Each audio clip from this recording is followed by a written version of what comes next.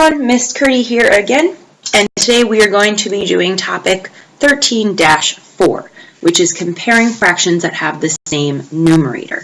So our previous lesson talked about comparing fractions with the same denominator.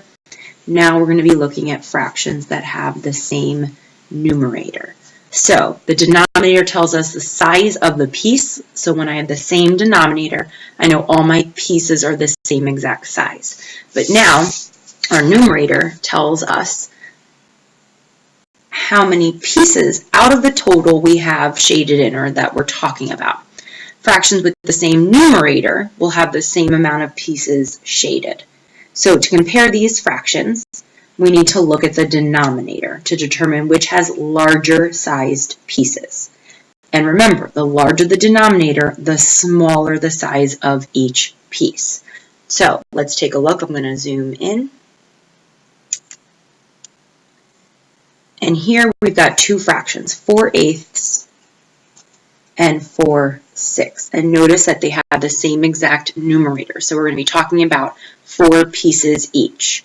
This one has 4 pieces, this one has 4 pieces. But we need to figure out which pieces are bigger. So when we use this picture, here I've got 1, 2, 3, 4, 6 up here, and here I have 4/8 down here. And you notice that the larger the denominator, the smaller the size of each piece. So because I see the 6 down here, I know that the 6 is going to have larger pieces. Here I have 4 larger pieces and 4 smaller pieces.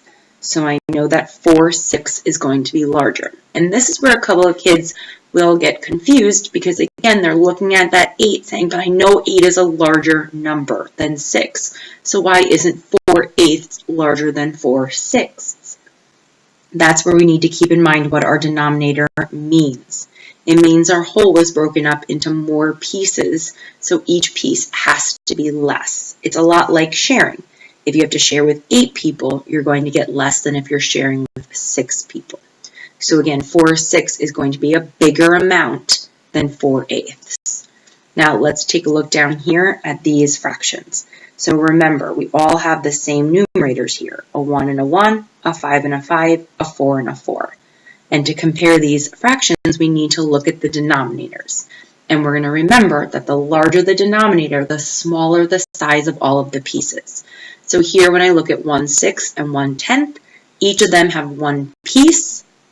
But when I look at my denominators, I know that if a whole has been cut up into 10 pieces, those pieces are going to be smaller than a whole that was broken up into 6 pieces. And again, I can use my fraction resource to compare what 1/6 would look like and 1/10. The 6th is a larger sized piece. So if I have 1 of each, I know that that smaller denominator is actually going to be a bigger number. 1/6 is bigger than 1/10. Why don't you take a minute to pause the video and try these two fractions, these two comparisons. Remember, when we have the same numerator, we want to look at the denominators to see which are the larger sized pieces. Go ahead and take a pause. All right, welcome back. Let's take a look. So when I look at these two fractions, I notice I have 5 pieces here and 5 here, but this whole has been broken up into 8 pieces. This one's only been broken up into 6 pieces, which means those 6 will be larger. So I know that 5/6 is a bigger amount than 5/8. And over here, I see 4 100ths. Those pieces are going to be itty bitty. If that whole has been broken up into 100 tiny little pieces, where this one's only broken up into 5 pieces. So 4 of these pieces will be greater than 4 100ths. Now if I were given a fraction like this, 2/3 and 2/3, I would know that those are equal because I have 2 pieces and 2 pieces, and the denominators are the same, so I know they are the same size. Now to explain which fraction is larger, you can simply say the fraction, for example, let's do this one.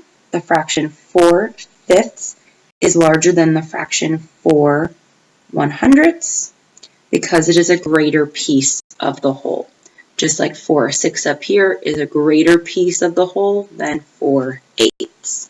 So just to recap, when we're comparing fractions that have the same numerator, we are going to look at the denominators to determine the size of the pieces. The larger the denominator, the smaller the size of each piece.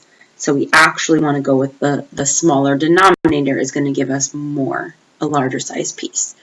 Make sure we keep that straight, otherwise it could get a little confusing.